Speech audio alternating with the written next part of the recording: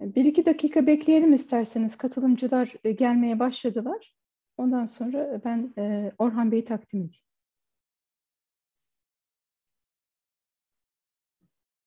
Isn't it great that now with Zoom we can reach so many people in so many different places? It is. You guys have to remember I don't speak a single word of Turkish. Oh, so John, if you click on the globe icon where it says interpretation, there's going to be simultaneous translation. So okay, so I'll click on English. Yes, so that okay, should good. help. Good, I'll do that. Sorry.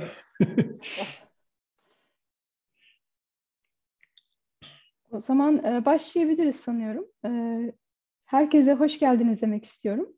Koç Üniversitesi TÜSİAD Ekonomik Araştırma Forumu'nun düzenlemiş olduğu ve enflasyon yükselirken bu konuda Neo-Fisherian görüş ne diyor başlıklı webinarimize hepinize tekrar hoş geldiniz demek istiyorum. Seminerde bu Neo-Fisherian görüşün fikir önderlerinden John Cochrane'le bir sohbet formatında düzenledik. Öncesinde ben sözü TÜSİAD Başkanımız Orhan Bey'e vermek istiyorum. Sonrasında tartışmalara başlayacağız. Buyurun Orhan Bey. Teşekkür ederim hocam. Değerli konuklar, geride bıraktığımız kısa dönemde global ekonomi önemli arz şoklarına maruz kaldı. Önce Covid krizini yaşadık. Ardından da Rusya-Ukrayna savaşına şahit oluyoruz.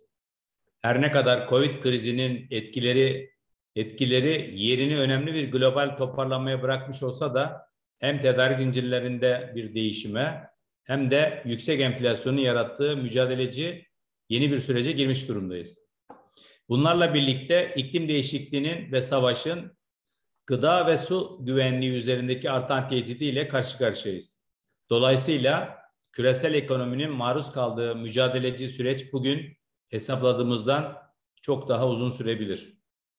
2008 global finans krizinin ardından gördüğümüz ve Covid'de de büyük kapanma ile devam eden süreçte dünya ekonomisi muazzam bir likidite enjeksiyonuna, yani parasal genişlemeye ve düşük faiz ortamına maruz kaldı. Bu politika uygulamaları kriz dönemlerinin bir nebze daha az hasarla atlatılmasında önemli rol oynadı. Bugün geldiğimiz noktada ise yüksek küresel enflasyon ve özellikle global para politikasında önemli bir paradigma değişimi görüyoruz. Geride bıraktığımız 14 yıllık vadedeki genişlemeci global para politikası dönemi kapanıyor. Bugün büyük merkez bankaları FED öncülüğünde düşük büyüme pahasına bile olsa enflasyon ile mücadele edeceklerini hem alınan önlemler hem de verilen mesajlarla açıkça ortaya koyuyor. Gelişmekte olan ülkeler ise FED'in şahinleşen duruşuna paralel olarak geçtiğimiz yılın ortasında başladıkları faiz arttırım süreçlerine devam etmekteler. Önümüzdeki dönemde de FED başta olmak üzere majör merkez bankalarının faiz artışları ve bilanço küçültme adımları devam edecek. Küresel ekonomide bol para döneminin azaldığı ve finansman koşullarının geçmişe kıyasla daha zor olacağı bir döneme girdik. Türkiye bu dönemde akranlarının aksine farklı bir politika tercihi ortaya koydu. Dünyada akran ülkelere baktığımızda hem en yüksek enflasyona hem de son derece yüksek risk primine sahip ülke konumundayız. Unutmayalım ki yakın geçmişte yaşadığımız ekonomik zorluk dönemleri global rüzgarları arkamızdan estiği dönemlerdi. Ve bu zorluklarla bir şekilde mücadele edebildik. Oysa şu an global ekonominin geçmekte olduğu döngüde rüzgar önümüzden esmekte ve işimizi çok daha fazla zorlaştırmakta. Artık global görünüm de lehimize değil. Bugün gelişmiş ekonomilerde yıllık enflasyon %7,8, gelişmekte olan ülkelerde de %10'a yakın seyrediyor. Ülkemizde ise enflasyon oranı dünyada var olan genel düzeyin maalesef kat be kat üzerinde %70 seviyelerini oluşturmaktadır. Enflasyonda her geçen gün hedeflediğimiz noktadan uzaklaşıyoruz. Aslında enflasyon sorunu bizim sadece son 9 aydır yaşadığımız bir durum değil. Özellikle son 4-5 yıldır enflasyon dinamiklerinin yapısının belirgin düzeyde bozulduğunu görmekteyiz. Gerekli adımları doğru zamanlama ile atamıyoruz. Böyle olunca da para politikası etkinliğini kaybediyor ve gün sonunda enflasyon yaşadığımız tablo ortaya çıkıyor. Çözüm için atılacak adımlar belli. Ancak zamanlama en önemli husus. Çözümsüz geçen süre tüm bireylerin ve kurumların üzerine her geçen gün daha fazla ek maliyet olarak dönüyor. Doğru uygulanan bir para politikasına, buna eşlik eden mali politikalara ve makro sektörel arzı destekleyen yapısal değişimlere ihtiyacımız var. Uzunca bir süredir ifade ettiğimiz gibi iktisadi politika tasarımında ancak ve ancak bilimi, dünyada kanıtlanmış süreçleri ve deneyimi merkeze koyarak enflasyonla mücadelede başarıya ulaşmamız mümkün olur. Değerli konuklar, bugün webinarımızda iktisat literatürüne önemli katkıları olan konuşmacımız Mr. Cochrane'in global enflasyona bakışını ve Türkiye'deki enflasyona dair değerlemelerini ilgiyle dinleyeceğiz. Sayın Selva Demiralp ve Sayın Cochrane'e kıymetli görüşler için şimdiden teşekkür ediyorum. Verimli bir webinar olmasını diliyorum. Teşekkür ederim. Çok teşekkür ederiz Orhan Bey. Webinarın bu aşamasında biz tartışmamıza başlayabiliriz. Bu noktada İngilizceye geçeceğiz ve eğer en altta gördüğünüz küre ikonuna basarsanız orada simultane tercüme zaten şu anda başladı. Türkçe olarak da dinleyebilirsiniz. İlk önce ben bir genel giriş yapmak istiyorum. Sonrasında da sözü Profesör Cochrane'e vermek istiyorum.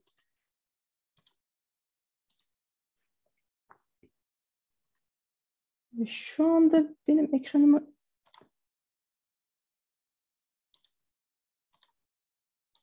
Tamam, şimdi oldu. So I'm going to switch to English at this point and try to provide a motivation for why we have this webinar.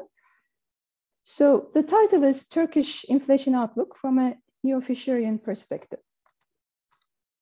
And why this webinar? Well, over the last decade, Central Bank of Republic of Turkey has been subject to increasing political pressures to keep interest rates low. And the government argues that rate cuts are the means for disinflation. By lowering interest rates, we will be able to lower costs of borrowing, and this way we will be able to lower inflation rate in Turkey. But as Orhan Bey mentioned, that's against the main, or let's say orthodox transmission of monetary policy that many central banks are following at the moment, because subject to increasing global inflationary pressures, many central banks started tightening instead of cutting interest rates to handle inflationary pressures. Well, in Turkey, we are following the opposite, and Neo-Fisherian approach was presented as the theoretical framework to support this policy stand, that there is this positive relationship, and if Turkey wants to defeat inflationary pressures, it should cut interest rates. But since, let's say, the last quarter of last year, when the new governor of the central bank cut interest rates by about 5 percentage points, inflation increased about 50 percentage points, so from 20% to 70% levels, and it is expected to go up further in the future. So we want to discuss what this argument, Neo-Fisherian argument, really is, and whether it could provide a solution for Turkey's inflation problem, or in what framework would we expect the new Neo-Fisherian framework to be fruitful. Let me show you a few charts. This is a chart from one of my research papers with Cem Çakmaklı and Gökhan Şahin Güneş, where we look at political pressures in favor of rate cuts in Turkey. Because over time, so in this figure, you see annual totals of the number of times that Turkish government asks Turkish Central Bank to cut interest rates. So these are the political commentaries that we gather from Bloomberg archives. And you see over time, the amount of political pressure that the central bank has been subject to has been increasing, reached a peak in 2016, and kind of plateaued around 20-25 times that the central bank is asked to cut interest rates. Now, why is this interesting? Well, if you plot this against the inflation rate, you do see that as the political pressures over the central bank increased, so did inflation, because as the central bank gives into such pressures and follows an easy monetary policy, we see inflationary pressures building up. And here's another way to look at the same chart. Here, the gray bars are central bank's inflation target, and the blue line is the headline inflation rate. So the reason I wanted to show this is because I wanted to illustrate that, yes, at the moment we do have a 70% inflation, headline inflation, and many people are feeling an even higher inflation rate, and there is further inflationary pressures moving forward. But it's not a recent problem, that we have been experiencing this problem, particularly over the last decade. Look at 2012, inflationary pressures start going up, and the upward trend is just becoming more and more pronounced as we move forward in time. Right now, we are off this chart because right now we have a 70% inflation rate in 2022. Year-end expectations are between 50 and 60%. Right now, the uncertainty is so high that we cannot even come up with an inflation forecast without a very wide error band. But the picture is pretty clear. Political pressures, as I mentioned, is increasing. Inflation rate is off its track. And while this is happening, if we look at monetary policy, so the red line in this chart is the central bank's policy rate, while the blue line is the benchmark, the most liquid, let's say, bond rate in the market. And if I focus on, for example, the most recent easing cycle by the central bank since the last quarter of last year, this is the 500 basis points rate cut I mentioned at several steps.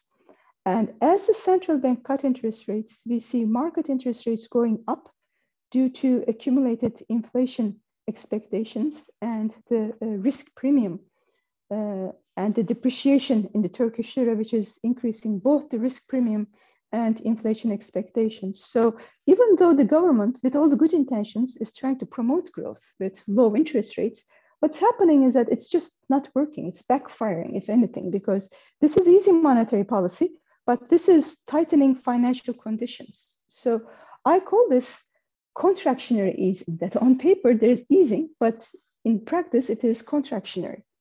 And in the recent past, we have seen this going both ways. For example, look at the period after 2018.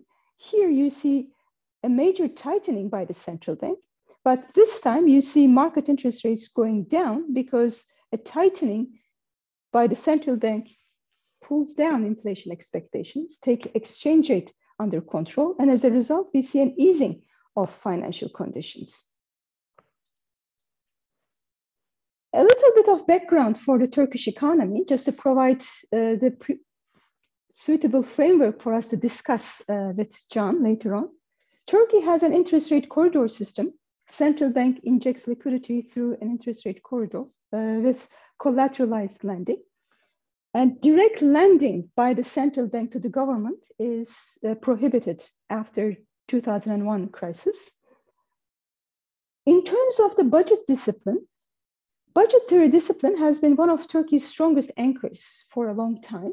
And the deficit, nevertheless, has been following an upwards trend after 2020. But I would call this more of a recent trend, recent deterioration in our macroeconomic fundamentals. Moving forward, though, risks of a widening budget deficit is increasing for multiple reasons. One, with the high inflation rate, there is need for transfer payments. There is a FX protected deposit system, meaning that banks offer a particular interest rate on deposits, about 17%, way below inflation rate. But if Turkish lira depreciates against foreign currencies during the duration of the deposit, then either the government or the central bank is going to pay the difference. So this is going to put an additional burden on our treasury.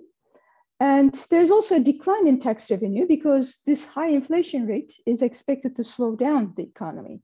Major institutions such as the World Bank or the IMF are expecting a growth rate around 2.5 to 3%, or let's say 4% for the Turkish economy, which is a slowdown compared to the rates that we have seen in the recent past. This chart shows the budget numbers.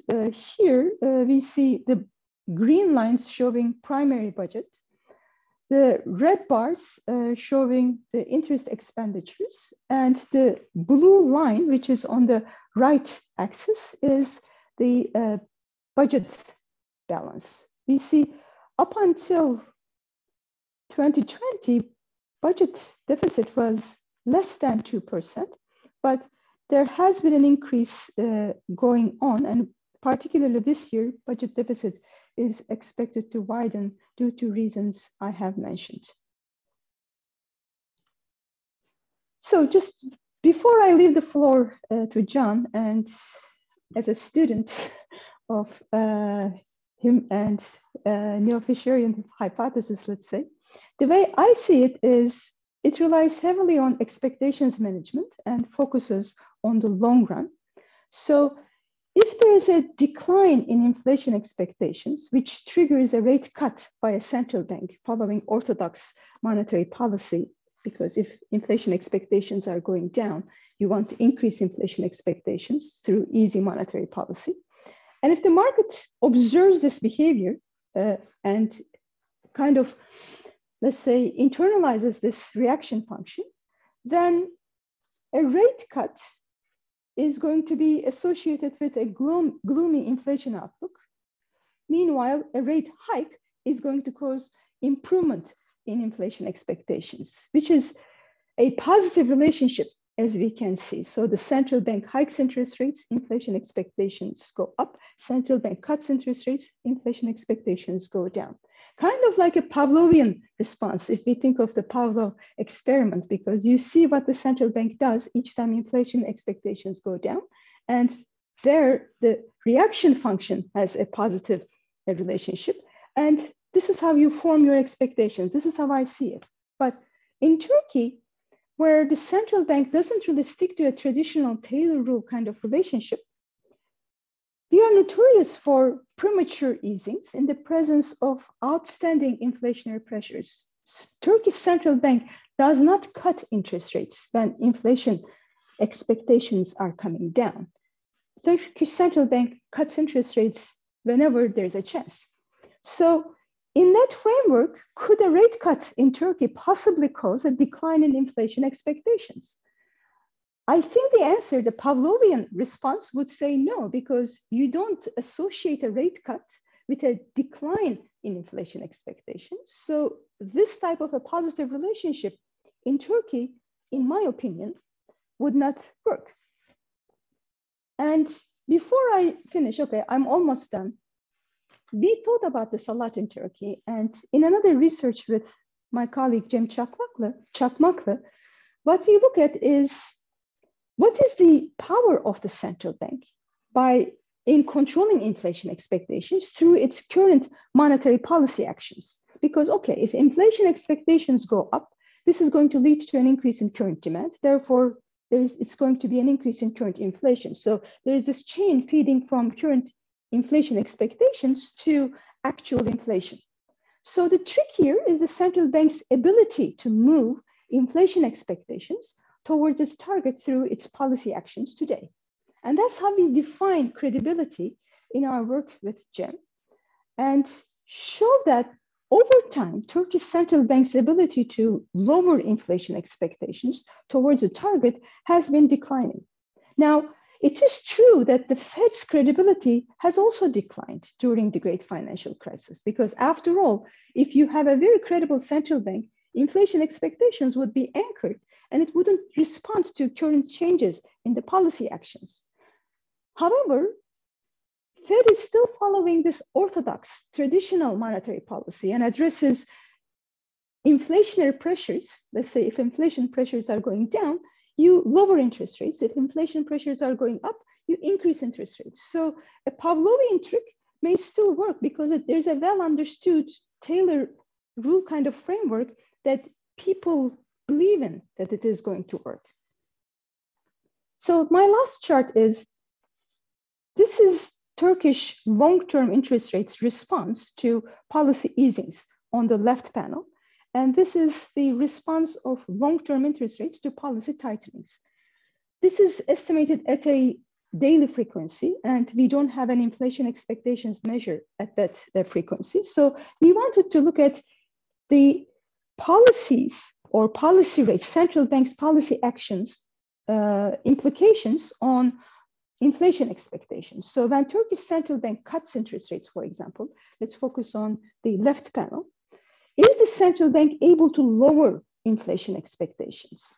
Well, when you have credibility and convince the markets that, look, I am cutting interest rates now, but that's because inflation expectations, inflation outlook is also coming down, then yes, we do see long-term interest rates coming down early in the sample. So this is the period before 2010. But after 2010, you see there is hardly any significant response. Turkish central bank cuts interest rates, but there is no decline in inflation expectations. And on the right panel, this time we look at policy tightenings. Central bank increases interest rates, saying that I am going to fight inflation. Is it able to lower inflation expectations or lower long-term interest rates? So if so, there should be a negative relationship. So this is negative and significant, which is again true until, let's say, 2010 or so. But after 2010, even after you tighten, most of the markets think this is too little, too late. It's not going to be able to a sufficient response to offset inflationary pressures. And in the end, you don't see any significant market response. That's really central bank losing its control in anchoring inflation expectations. That's the picture we have in Turkey right now.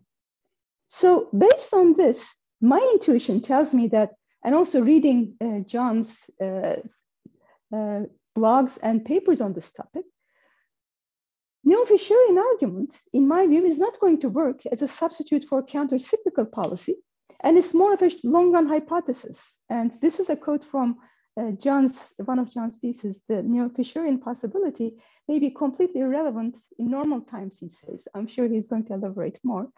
Or in an inflationary argument like we have in Turkey right now, if the root cause is loose monetary policy, where central bank fails to address inflationary pressures and cuts interest rates prematurely, I don't think this is going to generate the right Pavlovian response that we expect where Neo-Fisherian argument might work, like after a great financial crisis.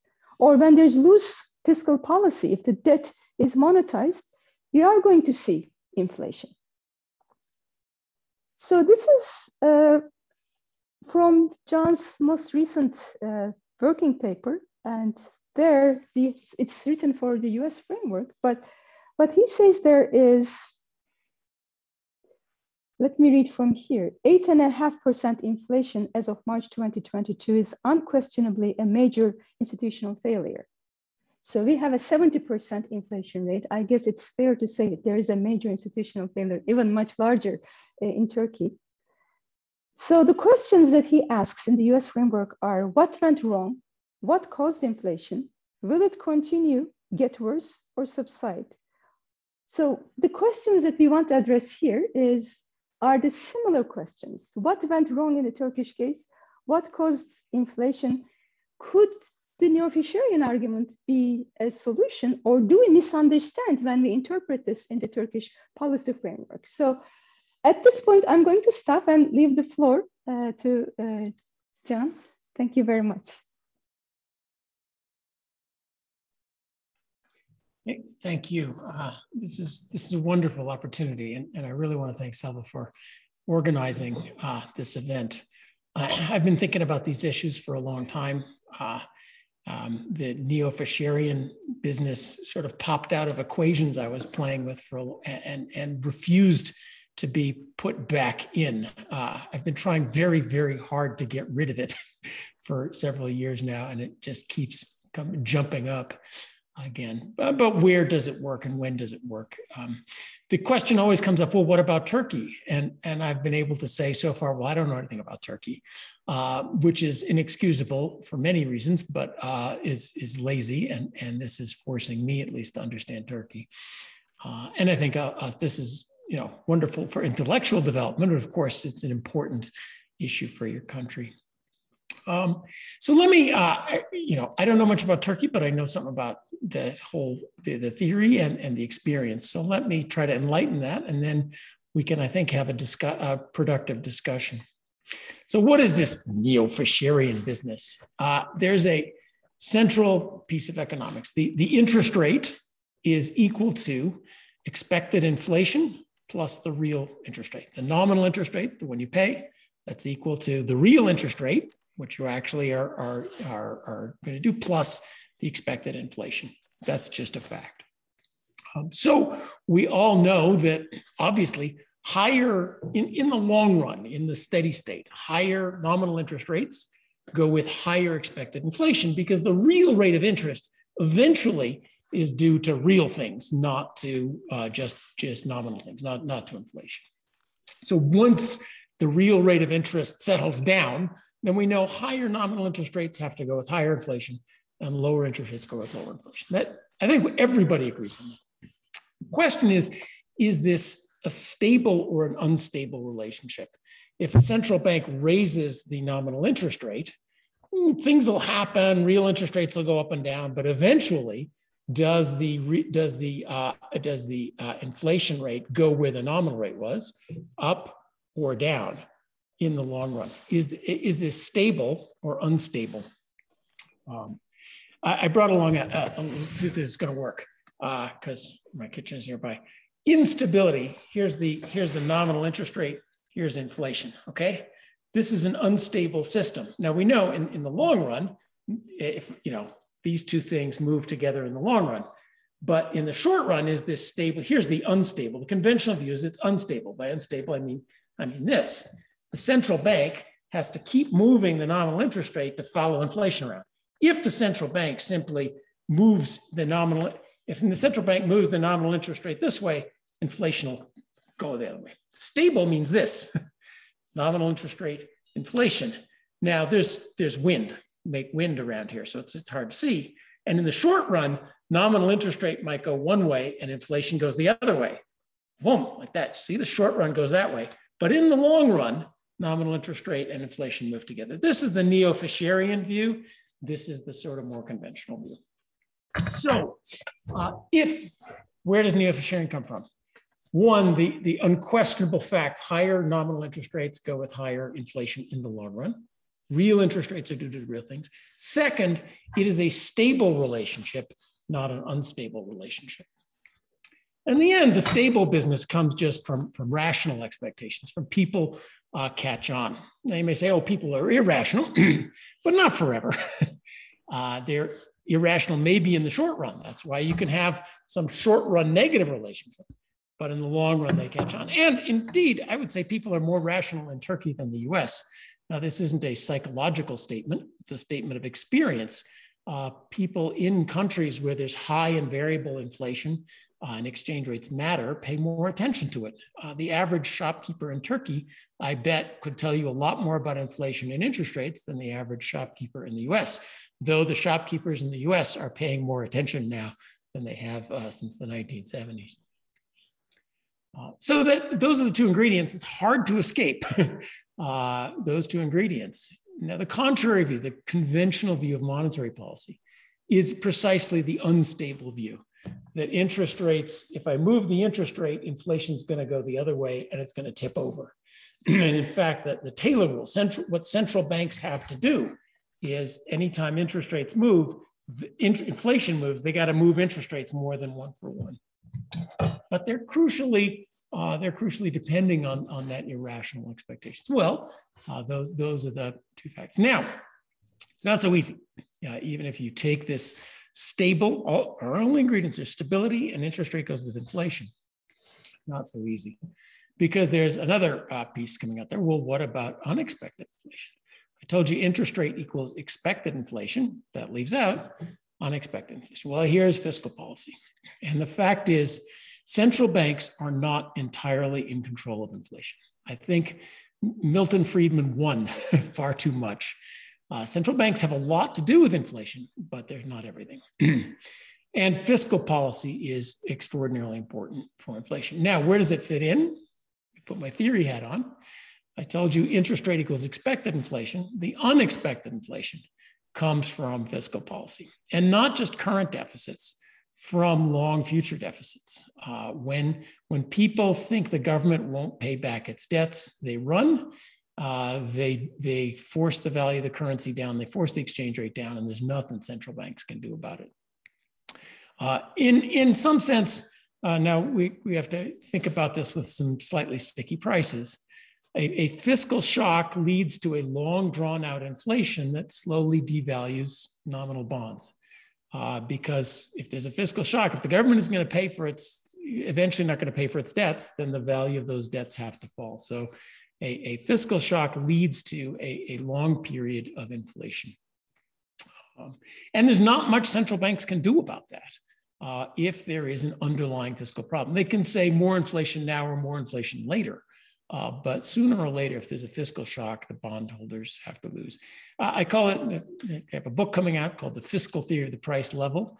And in some sense, fiscal policy sets the price level where we're going to sooner or later. And central banks can say how fast we get there or not. Well, so much for theory. What theory suggests, to summarize, is that there is a long run relationship where higher interest rates lead to higher expected inflation. But theory warns you not immediately. Higher interest rates can lead to lower inflation for quite a while, and then it comes around. There's lots of mechanisms whereby higher interest rates lower inflation temporarily. If you want this long run relationship, you may have to wait around, and vice versa. Lower interest rates can make inflation worse for quite a while, even in the theory that says sooner or later it comes back down again. Number one. Number two, there's this fiscal policy underlying it. It only works in theory if we have solid fiscal policy and we're not just managing when the inflation is going to happen. And I think both of those are the problems that we have to face. I think Turkey has been a little bit too thinking of this as a short run immediate thing and thinking of it as a solution to a fiscal problem rather than something that has to come along with good fiscal policy. Now, let me talk a little bit about experience. So much for theory. What about the real world? And what are the experiences that are leading us to think that this might not be just a crazy bunch of equations that you don't understand well enough, which happens quite a lot in economics. First of all, there is the experience of the zero bound era. So in the US, Europe, and Japan, interest rates hit zero and stayed there. In Japan now for 30 years.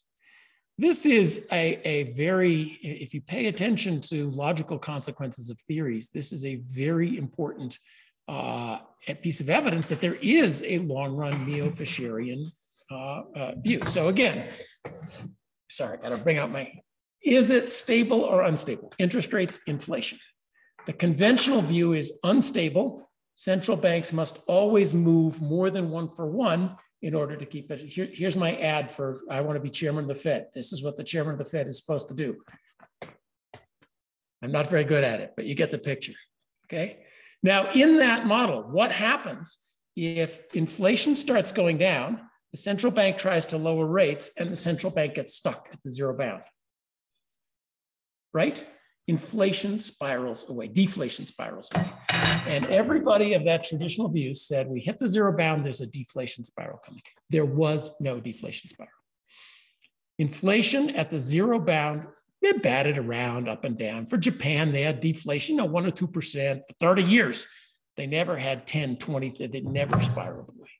That's an important piece of evidence that this is how the system works. Now, there's a lot of wind. There's a short run negative relationship.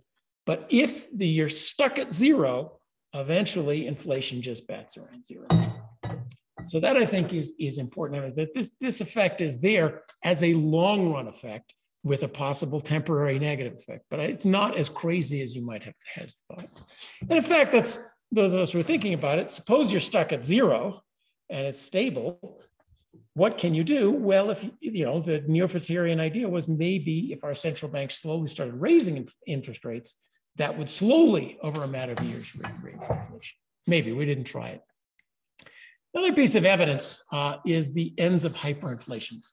So Tom Sargent's classic study of the 1920s. Germany, Austria, the countries after World War I had huge inflations, and I hope Turkey isn't heading there. But if you do, read Tom Sargent about how to get out of it. And what Tom showed was that these were fiscal inflations. They clearly had fiscal problems. They couldn't pay the World War I reparations. And they had huge inflation, huge interest rates. When those fiscal problems were solved, inflation stopped on a dime. Interest rates went down. There was no period of high interest rates to cure the inflation. And money printing went up. To solve the fiscal problem, interest rates go down, inflation goes down. And you see it immediately. But you can see that the prime mover there was solving the fiscal problem. They did not. Germany and Austria didn't just say, oh, well, we got immense hyperinflation, we'll just lower interest rates, it'll go away. No, they solved the underlying problem, and then interest rates and inflation could move together. Similarly, what's going on in Latin America, Brazil has had some uncomfortable experiences, and these are cited for Neo-Fisherian, where they have inflation, they raise interest rates, and inflation gets worse. Aha, Neo-Fisherian, it looks like. What happened was by raising interest rates, they raised the interest costs on the debt. That made the fiscal problem worse, so the inflation got worse. Again, fiscal and monetary always come together. Now, you might say for Turkey, and it has been said, lower interest rates, that'll lower the interest costs on the debt. That'll make the fiscal situation better, won't it? Yeah, it will. But it won't solve the underlying fiscal problem. You can get a little bit out of that, but you can't. You can make it worse, but you can't cure it. And the last piece of evidence that I think the historical episode that may be useful to think about is the East Asian crashes of the late 1990s. And these were similar to Turkey in the sense that Turkey does not have big debt and deficits. And you're doing better than the United States through COVID. So how can I say fiscal policy? Well, this is where we're going to sit together and think, what is the central problem? In the East Asian crashes, they did not have big current deficits.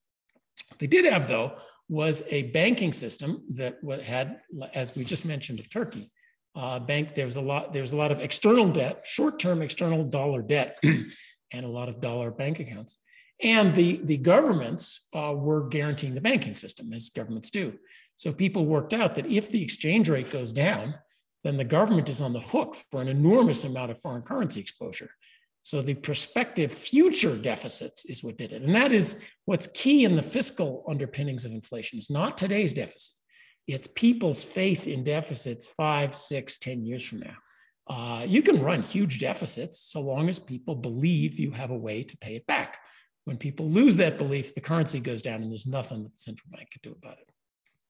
Now, let's talk about Turkey. I think the central question that I'm not very sure about, and we've been discussing by email, Aisha Zelva and I for the last couple of days, what is the ultimate source of the current of inflation? Now, it's not the central bank. If we're going to fault the central bank, as Zelva put up my graph of the Fed did not abruptly lower interest rates to cause inflation. The worst one can say of the Fed is it did not raise interest rates in response to an inflation that came from somewhere else. And I think the same graphs are true of Turkey's central bank. The inflation comes and you didn't raise rates, but that wasn't a monetary impulse. So what was the impulse? What got things going? In the US, I know the answer. The US government printed up $5 trillion and sent it out as checks to people. Some of those needed, a lot of those not needed, and about 800 billion of it went to scammers and various thieves and artists. We print up money, got inflation. It was a fiscal source, and the arguments about the Fed, or did it react quickly or not? So what is the source? Why is it that people are losing faith in the lira or in the government. What is there about the faith in the fiscal monetary regime not to blow up, expropriate, default? What are we worried about? I'm not quite sure, but I think it's, as I look at the graph, it's clear that that is the sort of thing that's happening. What's clearest there is in the exchange rate. The exchange rate is falling. People are abandoning the lira to the dollar. What is it that they are afraid of? Now, the exchange rate brings up the important thing we have to think about. You live in a global economy, and it's far more important to Turkey than it is to the United States. Lowering the exchange, when the exchange rate goes down, you automatically import inflation. You're importing some inflation anyway because of inflation from other countries, but the fact that the lira is falling, that is an inflationary thing all on its own. And second, the lower exchange rate makes foreign debt more expensive. And so you're in some sense, I sniff at the fiscal doom loop that's similar to the East Asian, that the government's on the hook for falling exchange rates. As exchange rates fall, that makes the fiscal problem worse. Part of that is I gather a lot of the government debt is foreign debt, not domestic debt. Now, you can't inflate away foreign debt. And as exchange rates get worse, the government's fiscal situation gets worse. Borrowing in foreign debt is like borrowing, it's debt. Borrowing your own debt is like equity. Higher prices don't wipe out debt, and you're caught in some of that doom loop, which means, again, there's not much the central bank, this is, what is this fiscal instability? And I think the exposure of the government to foreign debt, well, it just means it's ever more sensitive to people really having faith that the future fiscal situation is in hand. I think you have, as Salva brought up, some of the similar fragility of the East Asian crisis. Governments are protecting bank accounts. Well, that means that as the exchange rate goes down, the government's more on the hook to it. So I think there is here one of the mechanisms for higher interest rates causing problems in the short run. Lower interest rates causing problems in the short run. We know that a higher interest rate would attract capital and would raise the exchange rate. So that's one of those many things you have to wait out if you're going to believe in Neo-Fisherianism, and it's going to really hurt in the short run, and it's going to cause this adverse fiscal reaction. The Neo-Fisherian hypothesis, there's an international version of something almost the same thing. The nominal exchange rate equals the real exchange rate plus the relative price level.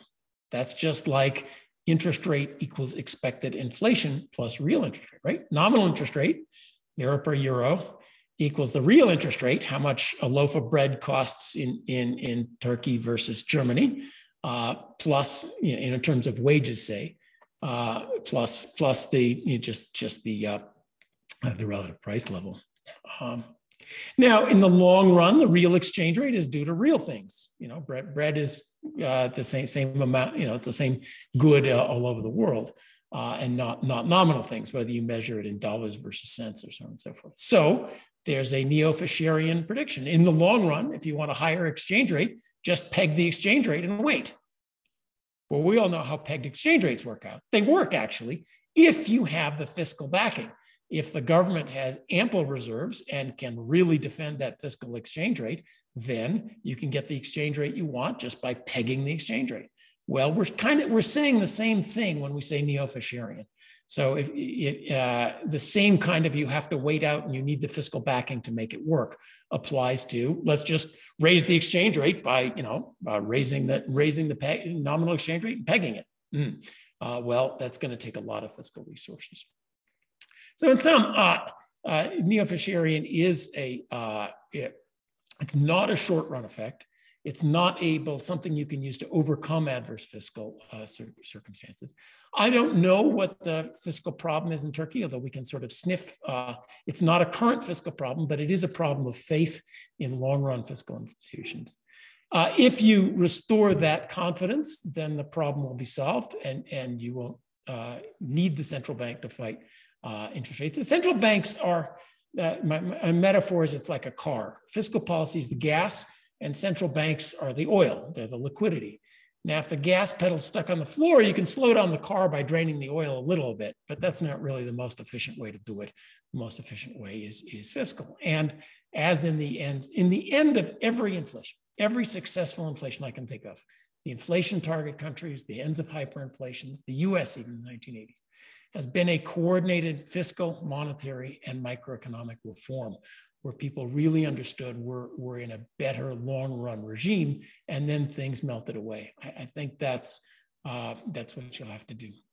And as a last question, one different regime that's available to Turkey, why not just join the euro? So I'm an American, I can ask questions like this. You use the meter, you don't have your own standard of length. Why don't you just join the euro? That would solve your fiscal problem, your monetary problems instantly. The euro isn't perfectly run either, but its inflation problems are an order of magnitude lower. Now, when you join the euro, you have your fiscal policy, as Greece found out, not only do you have to make fiscal promises, those fiscal promises have to be fiscal reality to make this successful.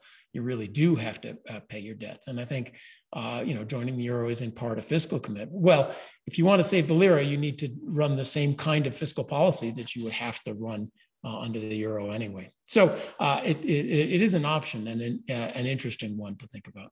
Let me close there, and I hope I've outlined some of the ideas, and now we can try to put Turkey plus ideas together and figure out how it works. Thank you very much. Thank you very much, John. Let me just show you one chart, then I can actually see if Aisha would like to jump in. So this is one chart I forgot to show. I don't know if you can see my, hold on.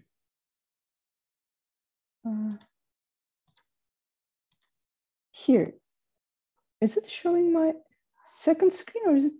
It's showing. We're showing, yes. Go for the it. external borrowing. Okay, so here the red line is Turkey's external debt over time, and the blue bars are public debt, external debt, and the green lines are private sector's external debt. So the period, so in 2001, Turkey had a major financial crisis, and it was mostly public sector's external debt, as you can see, that was driving our total external debt. And in the period after 2001, I think the situation in Turkey is very consistent with what you have mentioned. Fiscal deficit, so Turkey signed an IMF standby agreement. Fiscal deficit declined, and that did allow Turkey to actually, yes, there was tight monetary policy in the beginning, but the quick decline in inflation, because government deficit was also declining, allowed the central bank to lower interest rates as well. So this period here is very much in line with what you have depicted so far. But what I am actually more interested in is, okay, here also, I mean, the two ends are similar to what you have in mind, that there's a fiscal force pushing inflation, fiscal deficit widening and inflation going up. But the period between, let's say, 2005 and 2015, during those 10 years, there's hardly any, let's say, private sector external debt. Yes, public sector's debt is very low. Private sector's, however, external debt is still very high. So to me, Turkey is never the suitable environment to allow the Neo-Fisherian argument to grow, because, as you mentioned, if you have a low interest rate environment, this is going to lead to depreciation in Turkish lira. This is going to make the healthiness of the private sector questionable. And the increasing risks lead to capital outflows, which puts further pressure on inflation. So related to this, we have a question. I think this is coming from TÜSİAD chief economist Gizem, where she says, can we say that Neo-Fisherian is more realistic for advanced economy countries? So I guess what she has in mind is, in an emerging market, small open economy, where you rely on external finance, if you keep your local interest rate low, this is immediately going to increase inflationary pressures, even if you don't have sizable public debt. Well, there's the issue of how much of the private debt is really private. In other words, if those companies lose money to exchange rate exposure and all go bankrupt, is the government going to then bail them out? Private debts, even in the U.S., there's no, and economics is economics, and there's no advanced and less advanced. There's just different preconditions. And when people expect bailouts, then private debts are really public debts. But I do think the issue of we have to think about this in an international context and what's going on with the exchange rate in a way in Turkey that U.S. is more of a closed economy in the sense of trade, and we've got the dollar, you guys don't, and dollar denominated securities and exchange rates matter less for the U.S. than they do for Turkey. But the other sense is whether capital markets are open and closed. But I think capital markets are open enough in both cases that it's not really a worry. Aisha, help us out here. Hey, thanks, John. No, this was super interesting. And my main question, because I mentioned this before, but I'm going to ask this question with the help of some charts, actually. So let me share, if I can, some graphs. You see these graphs? So the first thing I wanted to say is, if you look towards the end period, so this graph, the blue line is the inflation rate and the red line is the interest rate on savings accounts. And if you look towards the last years, you see this giant difference between interest rates and savings accounts relative to the inflation rate. This is, like you were saying, John, I think Turkish households are super sophisticated now about what to do when their interest rate they're earning on their savings account is super negative. So this is where everybody moved into dollar accounts, euro accounts, and housing. They started buying houses. Housing prices increased in Turkey more than almost anywhere else in the world. And also exchange rates started depreciating, not because foreigners were getting out of Turkey. They were not in Turkey anymore. It was because Turks, mothers, grandmothers, every store with any money that they had, they were buying dollars. So, but my main question is, what do we do now?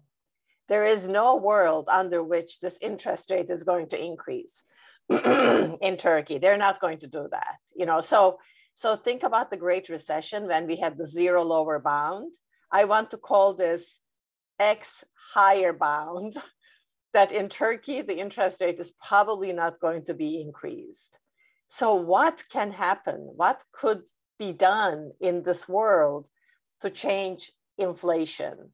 So one thing I heard from you is inflation expectations and future fiscal surpluses, which I think, is great. And there are very serious worries about the fiscal situation. These accounts that Selva mentioned, where they guarantee the exchange rate, it's being paid from the treasury, basically. So it's adding to the budget deficit, and they're not small, they're large amounts. Because as we said, people are very sophisticated. They moved into those accounts immediately, including my mom, who's 89 years old, so everybody's paying super close attention to this. But there's one other thing I wanted to mention. This is the consumer loans and how they've been changing in Turkey. So you would think that this thing will move with the interest rate, but I think it's not moving with the interest rate. It's moving something else. So here I have a graph. The green line is the, I know this is in Turkish, but the green line is the credit given by public banks to the consumers. And the red line is credit given by private banks to consumers. This green line is another, I think, unorthodox tool that the government has been using. So, you know, in the Great Recession, we were subject to unconventional monetary policy, where, you know, the Fed did a lot of things that they had never done before. I think there's a lot of unconventional fiscal policy that's happening in Turkey. I don't know to call it fiscal or monetary. I don't know what to call it. But I think they try to pull other levers to manage credit in the face of these very low interest rates. Or, well, I mean, I say low, but actually there's, so the red line here is the central bank's interest rate, and the lines above that are certain credit interest rates. So for example, the green line is the interest rate that you would be facing if you were buying a car. The orange line is the interest rate you would be facing if you wanted to borrow to buy real estate. And then the black one is the interest rate you would face if you wanted to borrow for business purposes. So you see, as the central bank interest rate is going down, all the other rates are going up, not as much as inflation. So they're still borrowing at very favorable rates in real terms, but you know, working in a very different way. So sorry for a long introduction to the question, but my main question is, if the interest rate is not going to go up, I see one of the things you said, fiscal policy, future fiscal surpluses, you know, the government should do anything that they can to make sure that in the future, the fiscal health of the country is good. But what else can be done? Is there any other unconventional policy that we can think of in this kind of a world? And I'm going to stop sharing. It sounds to me like there's a lot of unconventional policies going on. So I sniff immense winners and losers here.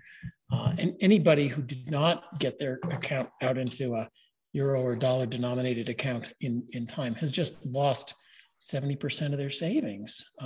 So there's some huge losers there. If you're lending at very low interest rates and market rates are higher, somehow that credit's getting allocated, and who's that getting allocated to? So there's, you know, almost an arbitrage opportunity, the ability to get this very subsidized finance. So what you're saying is a lot is going on under the covers.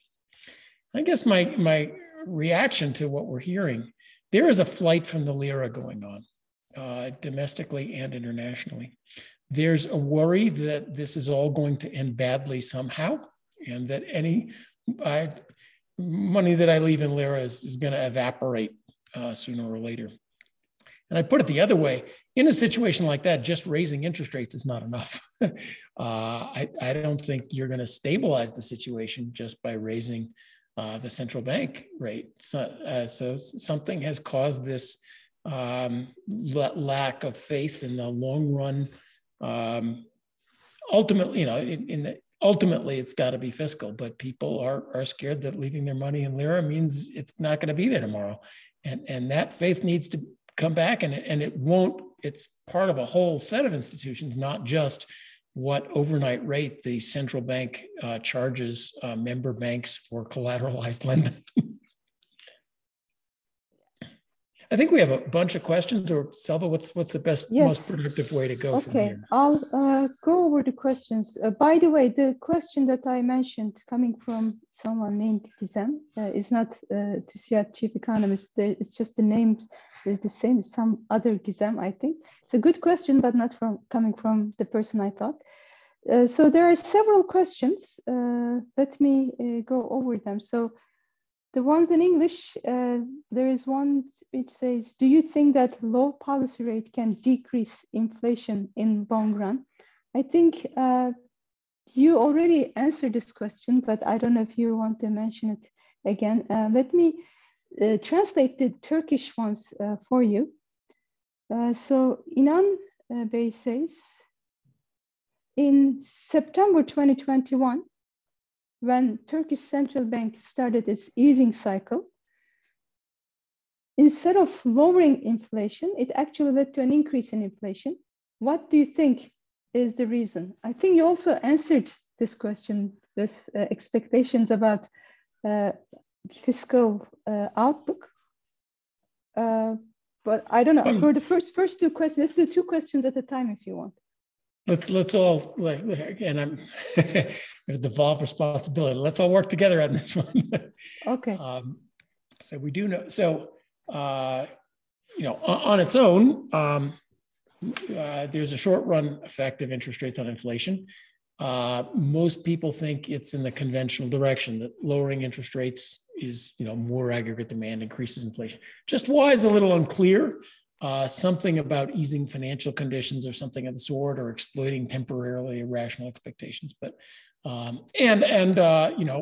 let's not always put everything in the arms of the central bank. So the easing cycle went with, along other things, I presume, in accounting for inflation, especially in Turkey, where it seems to me, as an outsider, so much of what's going on is driven by the exchange rate, which is driven by capital flows, which is driven by the sense of where things going in the long run. So I'm not even sure. But now we're down deep into interpreting Turkish history. So I should take that one and see what you can do with it. Yeah, I don't know. I don't know if it's the history. I mean, I think it's really a big puzzle how to solve this problem. I see, I see other people asking the same question. It is not going to happen through interest rates. I totally agree with that. So we have to stop thinking about the central bank, and we have to start thinking about the government and government finances. And, I think the reason they came up with this savings accounts that are protected, the exchange rate protection, was to stop the flight to foreign currency. And it temporarily stopped it, but it started again, it feels like. So I think I suspect the government's hope maybe was that by the summer, tourism will go up and we'll get a lot of dollars back in. And maybe that will stabilize the exchange rate. So when I do calculations for where the exchange rate should be just based on inflation, it needs to be at a much lower number than 16 liras. So $1 is equal more than 16 liras right now. If you just do your regular, inflation and what would it cause the lira to depreciate to, it is much less than 16 lira. So it's at a level that I don't think economically makes sense. And it's all happening because, like you said, nobody wants to hold the Turkish lira right now. And I don't know how that can be avoided when the interest rate is so off, when you have forgotten the price mechanism to correct anything. And then it's really hard to put the correction. So I don't know. I mean, I don't know what kind of unconventional policies there could be to help with this kind of situation. Selva, you have any ideas? So yeah. We're floating around to an international problem and to the exchange rate rather than sort of where we started as closed economy, U.S. centric macro. And we're recognizing that exchange rates primarily are capital flows, who wants to hold their money in one thing versus another thing. Now we're talking exchange rate stabilization. We're hopefully now, so higher interest rates would help in increasing the exchange rate, at least temporarily. If people are worried about some fundamental, some sense of I'm going to lose it all, then higher interest, in some sense, higher interest rates, you're paying that credit spread. And why is the credit spread there in the first place? And, let's take something really wild. Suppose you wanted to say, okay, we think that 16 to the dollar is too much, so we're going to peg it at 10 to the dollar. That would, if you don't like the exchange rate, peg the exchange rate. Well, you easily can understand what would happen there. That the government would be, there would be a run on the promise of 10 to the dollar, And the promise of 10 to the dollar would only hold if the government had just an enormous amount of dollars available. So they don't spend, not anymore. Now, not anymore. Why doesn't it? Why doesn't the government have dollars, or why can't the government say, well, you know, we're fiscally responsible government. We can just borrow dollars as needed to support the lira.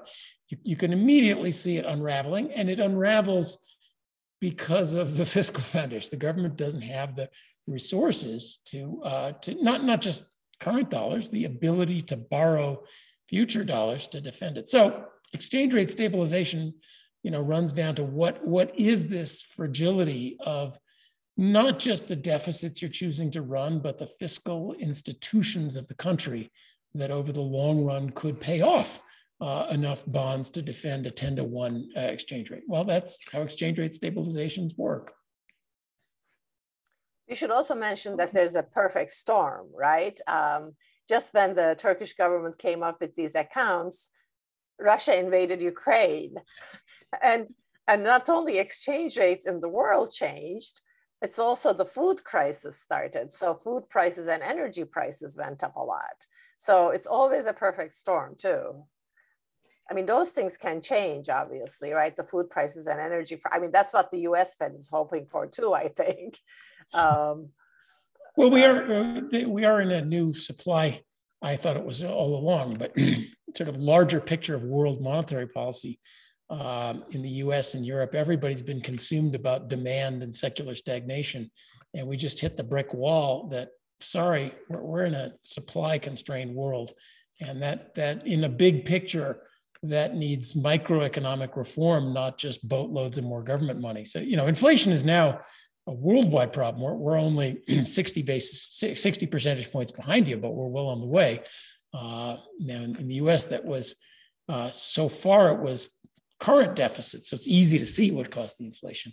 But I think our, you know, the future deficits problem may show up in the US as well. But let's not, let's get back to getting Turkey down from 70% to 10% like the rest of the world.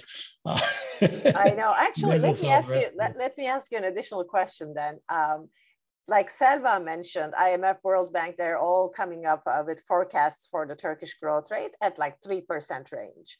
If I'm not mistaken, Selva, the early numbers for GDP growth in the first quarter of 2022 is like 6%. Mm-hmm. So for, you know, Turkey is still growing, even though we have all these negative things that are happening. Turkey is growing much faster than anybody thinks that Turkey should grow. I mean, I don't know, I need to do the math, but, you know, that obviously helps with all the fiscal problems and, you know, future surpluses, whatever, you know, GDP growth is going to make a difference. I don't know exactly how much it has to be for it to make a dent in people's expectations about future surpluses. But, you know, could that be, how important could that be, John, if the growth rate exceeds expectations? I think Turkey should be growing like crazy. The basics of economics is every country in the world should have the same GDP per capita as the US. So let's just grow like crazy. And you have plenty of growth to get there, growth like crazy to get there. And for government finances, I'm glad you brought this up. Strong growth is the best thing for government finances. Government revenue is tax rate times income. And there's only so much you're going to get out of more tax rate. Nothing like increasing income to increase government revenue. And in fact, all the great stabilizations, the introduction of inflation targets, the ends of inflations include fiscal reforms, monetary reforms, and also microeconomic reforms that get economies growing like crazy. So I'll just give 3 cheers for Turkish growth. Though mostly, you know, the kind of growth we need is not a boost of demand. The kind of growth you need is the kind of growth that can pay back government debt over 10, 20, 30 years. That's microeconomic growth. That's productivity growth. That's greater efficiency. That's not, short-run popular policies. True. So if I add a few things. I also agree with Ayşe that just relying on central bank alone is not going to be easy for Turkey right now. But on the other hand, I don't want people to get the impression that this is no longer a job for the central bank, but it is something that fiscal policy can address. Because yes, clearly there are global factors, but the rest of the world has 8.5% inflation. We have 70% inflation. So, and I'm not under the impression that central bank is very innocent here and it's completely government to blame. I think there is a major role that is played by overly easy monetary policy, even in the period, which is what I keep coming back to, even in the period before 2020, where fiscal deficit was not really an issue. It's just, I think central bank's main job is to guide inflation expectations, and we're just guiding them in the very wrong direction right now. And just to get another quote from your blog, John, you say, the Fisherian prediction relies on the interest rate change to be credible, long-lasting, and to lead to right expectations. A one-off experiment that might be read as a cover for a dovish desire to boost growth at the expense of more inflation, and that might be quickly reversed, doesn't really map to the equations. I think that really answers a lot of the questions that are in the Q&A box right now, because a lot of people, like I see some Turkish comments, they're saying that I think he says Neo-Fisherian argument works for Turkey, and I don't want this, in the end of this 1.5 hours, I don't want people to get the wrong impression that you are saying that go ahead and cut rates, this is going to lower inflation. This is not, I think, what you are saying. And the quote from your blog also says, this is exactly what it would look like in Turkey, in my view. If you cut interest rates right now, it's just an excuse for a dovish move by the central bank. But like my question is, right now, Turkish central bank actually has a very funny forward guidance. They are saying that we are not going to hike interest rates anytime soon. So they're actually giving us this guidance that yes, interest rates are going to stay low for a long time. So is this what you mean? Let me play devil's advocate here by long-lasting signal that Turkish central bank is not going to, let's say, raise interest rates. So interest rates are going to stay low. Is this the kind of anchoring that you have in mind? Yeah, well, you can say what you want. Central banker, lots of politicians make lots of promises. The US in the 1970s had these gorgeous little whip inflation now win buttons that the Ford administration put out because we need to just change expectations and then we'll change inflation. Inflation promptly shot up. So I don't think any of you believe that once inflation hits 200, 300, 400%, that the central bank is going to say, no, we're just going to keep interest rates low forever. We all know that that'll break down sooner or later. And I think we need to pay a little more attention. So if you're lending at very low rates in an inflationary economy, who gets the cheap money? So it becomes a fiscal policy. You are subsidizing credit to someone. And so that becomes highly subsidized credit, which is, we hide a lot of fiscal policy off of the official deficit books. We do this in the US too. Subsidized loans at very low interest rates is one way that become, whether it's intentional or not, that becomes fiscal policy, and that's going on. I don't look at the books, but you just know if the interest rate's way less than the inflation rate, somebody is getting hugely subsidized loans, and that is a fiscal transfer. And I think you put up some graphs. I'm curious about the paradox here. You said the central bank cannot lend to the government, yet at the same time, the central bank is buying lots of government securities. So yes. You are, even though you're not somehow lending to the government, the central bank is monetizing government debt by issuing very low, whether it's very low or zero at this point doesn't really matter. You are essentially printing money to buy government debt. So the central bank is financing deficits to the extent that it's buying government debts with low interest rate money. You are financing deficits right away. So I think those mechanics of monetary policy, more than just the interest rate, are the fiscal mechanics of monetary policy are a lot of what's going on. And just by saying, oh, interest rates high or low, we ignore that. Part of part of a reform, a monetary fiscal reform, if you're thinking about out of the box things the central bank could do, suppose the central bank says, we're just having nothing to do with government currency. So in classic reforms, one thing central banks have done is say, we're going to be politically independent, and we're going to back all the currency with not with foreign debt. Suppose you back the entire currency with foreign debt, and you were independent enough that the government couldn't grab this. Now, Argentina tried that. They had a currency board, and it stopped the peso inflation until the government abrogated the currency board and grabbed all the foreign assets from the central bank. But that's also how the Austrian hyperinflation was solved. The central bank says, no, we don't buy government debt anymore. We back it all with gold or dollars. So that's those are the kind of mechanics that point to what's really going on is not just the level of interest rates, but it's the fiscal policy of central bank actions. Okay, thank you. We have about 10 minutes or 15 minutes left, maybe. Let me go over the questions very quickly. So I'll go from the last question all the way up. So the last question is actually English. That's easy for me to read. If the inflation will converge to low levels via Fisher effect, and it will converge from above, then it is optimal for government to borrow in FX heavily. So later on, they can pay the FX denominated debt with strong lira as inflation goes down easily. It may imply the necessary budget surplus for this inflation process. If the convergence is from below or instant, then the government should run government surplus right now. So it means lower growth rates. Can we say that convergence from above is optimal for a government with foreign debt?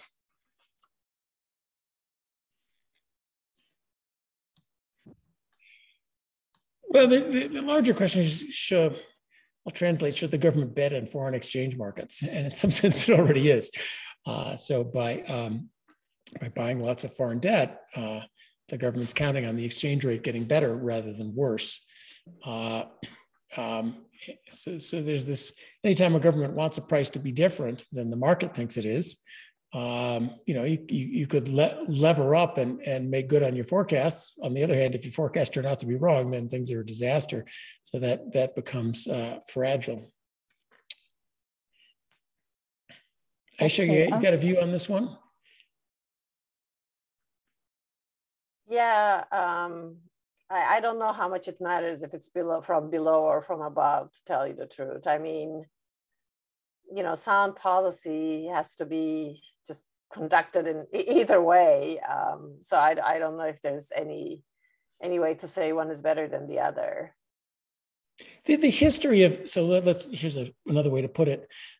Many governments have thought their exchange rates were wrong. So typically they thought their exchange rates were undervalued. So what do you do as a government if you think your exchange rate's undervalued? Well, you could, sit on the peg because it's going to be, we're going to come back to the peg sooner or later. The black market rate is just a bubble. It's irrational. They've usually ended up giving in and turned out to be wrong on those. So governments acting as hedge funds has always been dangerous. I mean, occasionally it works. So in the financial crisis in the US, our Federal Reserve turned into the world's largest hedge fund, printed up money to buy, undervalued assets. This time it worked out. They were right that the assets were undervalued. But there you're sort of betting against the private sector. When the private sector is betting against the government, it tends to be a dangerous path to take. Though there's always this fun tension in economics about pre-commitment. Was it a good thing for Greece to join the euro? Well, it pre-committed thereby that it wasn't going to be able to inflate away its debts all the time. That pre-commitment allowed it to borrow at incredibly low rates for a long time. They blew all the money. And so they discovered, the pre-commitment was, well, now if we have to default on our debt, we can't just inflate it away. It's going to be really costly. Turned out to be really costly. So there's some of the same flavor in this above or below thing. Do you want to really double down government finances on a bet that this strategy of just waiting, it's all going to go away will work? And if the market thinks that's, that will likely just make things worse in the short run, because the market thinks, oh, you're really going to blow up your finances. So you need to have You need to have a big supply of, well, again, you need big fiscal capacity to make any of this stuff work. You need shock and awe. You need the ability to say, we want the lira to be here and inflation to be here, and we've got to do what it takes to get there. And then, like Draghi's do what it takes. That was a great example. If Italian debt is higher than Draghi wanted, Draghi said, I'm going to do what it takes. He didn't have to have a concrete program. He just said, I'm going to do what it takes. And we kind of knew that European printing press could buy up all the Italian debt. He didn't have to do anything. But you kind of knew that there was the ability there. And what we're seeing in the flight from the lira is that complex plans about where we're going to go, people don't trust that the government has to do what it takes. I think if I were to take what you're saying seriously, if that was if one of the causes of this inflation expectations is about the future fiscal health of the country, I could point to two things or three things that are off item that are not easy to find in the budget. So, for example, the amount of money that the government now is paying on these accounts that are protected exchange accounts. You can find it, but you have to go through lots of loops to find it in the data. The other one is that Turkey has been doing a lot of private-public partnerships and building bridges and highways and hospitals, and it's super hard to find out how much it is costing the government. Because what happens with these private-public partnerships is that the government promises some revenue stream for the initial 10 years, 15 years, whatever, based on some amount of passengers flying through that airport. And in the popular press in Turkey, there are lots of horror stories about how that's not panning out, and especially COVID hit and nobody flew, and there were airports that are, being financed by the government a lot. Maybe if they were to bring more transparency to how much these things are actually costing, that we are not seeing in the budget equations, maybe they're big and that's causing people to be worried about the future health. Maybe they're not, if maybe that's something that can be improved that will help about knowing the data better. Yeah, and the graph Selva put up about private borrowing. Now, I presume a lot that private external borrowing, that's all in euros. So now we have a private sector that's very open to exchange rate depreciation. And then, what's the government going to do is that really just private debt? As you mean, these public-private partnerships, I presume financing is euro financing. It's not lira financing. So what we're seeing is that there's an off-the-books exchange rate exposure as well as the profitability of these kinds of projects, the kind of subsidized borrowing, which governments do all over. The US student debt crisis is heading in the same direction, but we didn't borrow it in euros, we borrowed it in dollars, but nonetheless, it's kind of sort of off the books deficits that, that people, I think that's part of the general malaise about why are we lending in lira. And it raises the question, so if all your borrowings in euros and then your revenues are in lira, the government has this exchange rate exposure. Why don't you just join the euro? Solve the problem. I presume this is a kind of question that only impolite Americans would ask, but seems a that's above our pay grade, I think. Well, it is, to everyone, it is always possible to hedge exchange rate risk, but it's expensive. The expensive is right there in the implicit subsidy. Yeah. So as one last question then, let me ask this one. Is there a fiscal policy framework that would make the current monetary policy implementation in Turkey sustainable? Well, I'm going to have to punt that one to you guys because I don't know much about the Turkish fiscal policy framework. I think we've identified there's a big problem of current deficits as reported, but there is a problem of in the financial system, especially with this huge spread in some interest rates versus others, in public-private partnerships, in the government being on the hook for euro bank accounts, that there's a lot going on financially there. Ayşe, how are we going to fix the Turkish fiscal system? It seems to be mostly on the expenditure, credits, kind of under the radar screen problems, but and Turkey's been doing really well, you know, since 2001. So I think people know. I think that's an easier problem to solve almost. You know, stop doing these big projects for a while. You know, stop promising a lot on private-public partnerships. Try to just let, I don't know, lower taxes so that the private sector will do it more efficiently, maybe. Try to increase productivity through, you know, lowering regulations. I mean, there are many ways, like you were saying, Turkey should grow like crazy. I mean, 6% is pretty good, but Turkey should be growing consistently at 6% for a while for Turkey to catch up with any developed country. And I think we have much better understanding of fiscal tools that will help increase growth. That, you know, in Turkey, I mean, it's happened before. So if that's the solution, you know, I think one could come up with good ways to accomplish that. No, I don't know enough about Turkey, but in many such cases, there's a sort of a general fear of the stability of political institutions. You know, you're talking about lending to a country for 5-10 years. And not so much the headline politics of you know, who's president or whatever, but the kind of institutions that repay debts over long periods of time. And I don't know enough about Turkey, but that you know, I learned from Tom Sargent, it's not about policies, it's about regimes. It's about those long run structures of a government that lead to, you know, backing an exchange rate and not expropriating things and so forth. So if you have comments on where Turkey is with that, I think that might be. My feeling is, Turkey is a very free market economy framework so far. You know, I don't know, Selva would know better, but It's not about the market economy, but is the government reliable to repay its debts and not? I mean, there's a big transfer going on now, so you know.